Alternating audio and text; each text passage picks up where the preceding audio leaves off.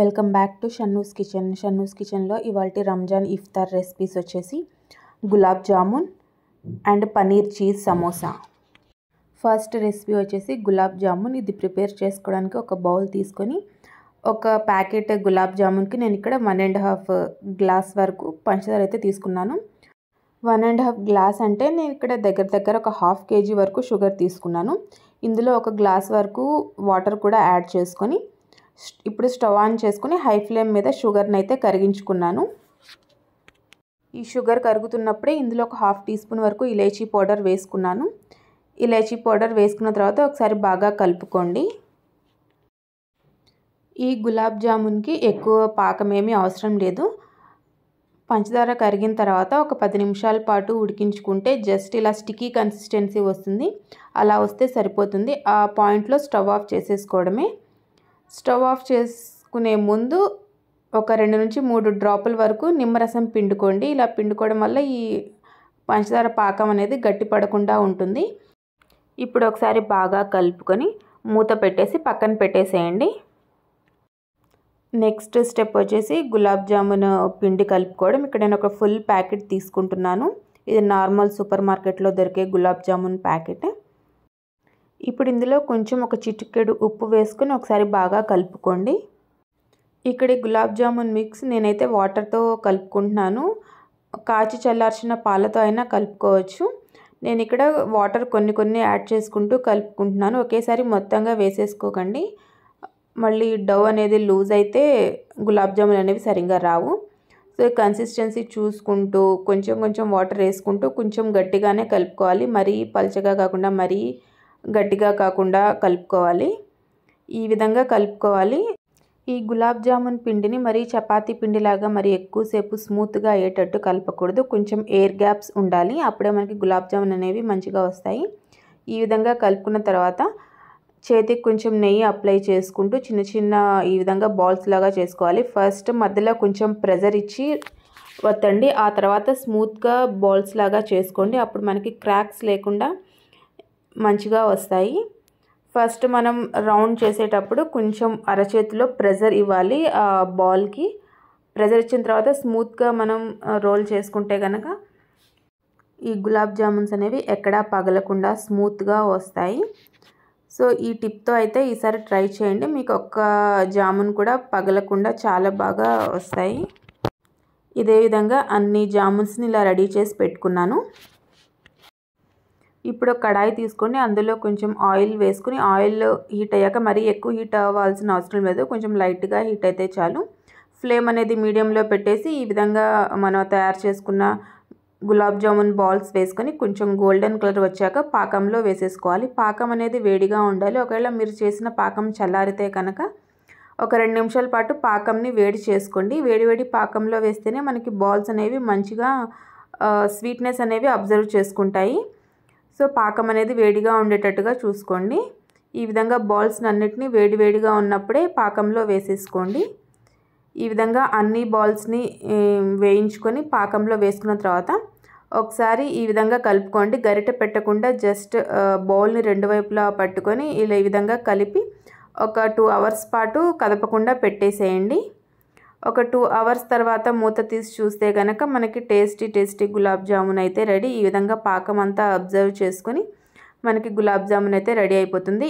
ఎక్కడ క్రాక్స్ అనేవి లేవు. బాల్స్ అనేవి చాలా పర్ఫెక్ట్గా వచ్చాయి. నేను చెప్పిన టిప్తో కనుక ట్రై చేస్తే మీకు అస్సలు క్రాక్స్ అనేవి రావు. సో ఇదండి ఇవాళ ఇఫ్తార్ రెసిపీ. ఈ గులాబ్ జామున్ రెసిపీ కనుక మీకు నచ్చినట్టయితే షన్నూస్ కిచెన్ని లైక్ చేయండి, షేర్ చేయండి అండ్ సబ్స్క్రైబ్ చేసుకోండి. నెక్స్ట్ రెసిపీ వచ్చేసి పనీర్ చీజ్ సమోసా. ఇది ప్రిపేర్ చేసుకోవడానికి నేను ఇక్కడ పనీర్ తీసుకుంటున్నాను. పనీర్ని కొంచెం లావుగా ఉండే గ్రేటర్తో గ్రేట్ చేసుకుంటున్నాను. ఇది చాలా సింపుల్ రెసిపీ. చాలా ఈజీగా ప్రిపేర్ చేసుకోవచ్చు. ఈ విధంగా పనీర్ మొత్తాన్ని తురుముకొని పెట్టుకున్నాను. ఈ తురుముకున్న పనీర్ మొత్తాన్ని ఒక బౌల్లో వేసేసుకోండి. ఆనియన్స్ని కూడా ఈ విధంగా సన్నగా చాప్ చేసుకోండి. ఎంత వీలైతే అంత సన్నగా చాప్ చేసుకోండి. నేను ఇక్కడ ఒక పెద్ద ఆనియన్ తీసుకుని ఈ విధంగా సన్నగా చాప్ చేసుకొని వేసుకుంటున్నాను. ఇప్పుడు ఇందులో ఒక క్యాప్సికమ్ కూడా సన్నగా చాప్ చేసుకొని వేసుకుంటున్నాను. ఈ వెజిటేబుల్స్ అన్నీ మీ ఆప్షనల్. మీకు కావాలంటే ఇందులో స్వీట్ కార్న్ కూడా వేసుకోవచ్చు. మీ దగ్గర ఏ వెజిటేబుల్స్ అవైలబుల్గా ఉంటే అవి వేసుకోండి. ఇవి మాత్రం ఆప్షనల్. ఇప్పుడు ఇందులో మీ రుచికి సరిపడా కొంచెం సాల్ట్ వేసుకోండి. ఇక్కడ నేను 1/2 టీ స్పూన్ వేసుకుంటున్నాను. చిల్లీ ఫ్లేక్స్ వేసుకోండి. ఇక్కడ నేను కారం వేయట్లేదు, పచ్చిమిర్చి కూడా వేయట్లేదు. చిన్నపిల్లలు తింటున్నారని చెప్పేసి నేను పచ్చిమిర్చి కూడా అవాయిడ్ చేశాను. మీకు కావాలంటే పచ్చిమిర్చి యాడ్ చేసుకోవచ్చు.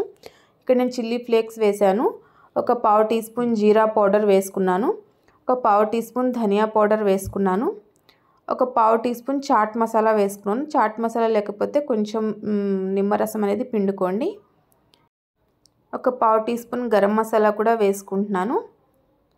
ఇప్పుడు ఇందులో కొత్తిమీర వేసుకోండి. కొత్తిమీర అనేది బాగా సన్నగా తురుముకొని వేసుకోండి. అప్పుడే మనకి సమోసాలు తినేటప్పుడు ఆకులు అనేవి పెద్ద పెద్దగా లేకుండా సన్నగా టేస్ట్ అయితే బాగుంటుంది.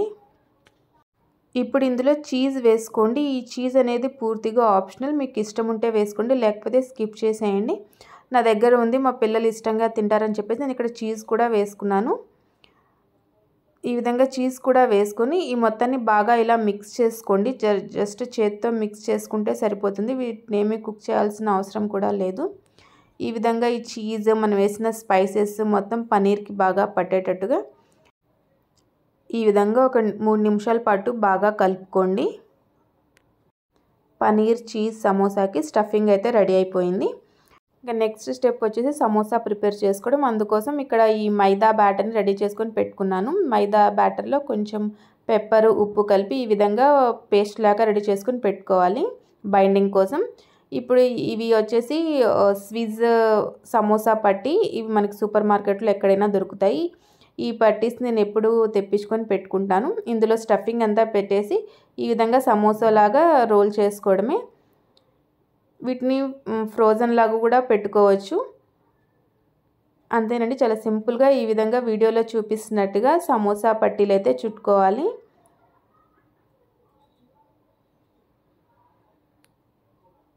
ఈ సమోసాలు అనేవి టేస్ట్ కూడా చాలా బాగుంటాయి. ఈ విధంగా వీడియోలో చూపిస్తున్నట్టుగా ఫోల్డ్ చేసుకొని స్టఫింగ్ అంతా లోపల పెట్టేసేయండి. మరీ ఎక్కువగా కాకుండా ఎంత పడుతుందో అంతే పెట్టేసి ఆ తర్వాత ఈ మైదా బ్యాటర్తో క్లోజ్ చేసేసుకోండి.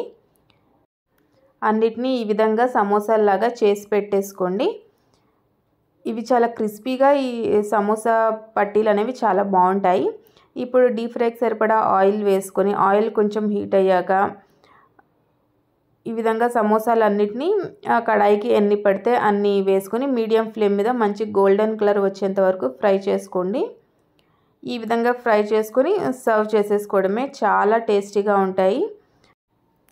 ఇవి చాలా క్రిస్పీగా, చాలా టేస్టీగా ఉంటాయి. మీరు కూడా ఒకసారి తప్పకుండా ఈ పనీర్ చీజ్ సమోసాని అయితే ట్రై చేయండి. అన్ని సమోసాలని ఇదే విధంగా బ్యాచెస్ వైజ్గా ఫ్రై చేసుకొని పెట్టేసుకోండి. ఇవాల్టి ఇఫ్తార్ recipes gulab jamun and paneer cheese samosa recipes కనుక మీకు నచ్చినట్టయితే షన్నూస్ కిచెన్ని లైక్ చేయండి, షేర్ చేయండి అండ్ సబ్స్క్రైబ్ చేయండి. Thank you for watching.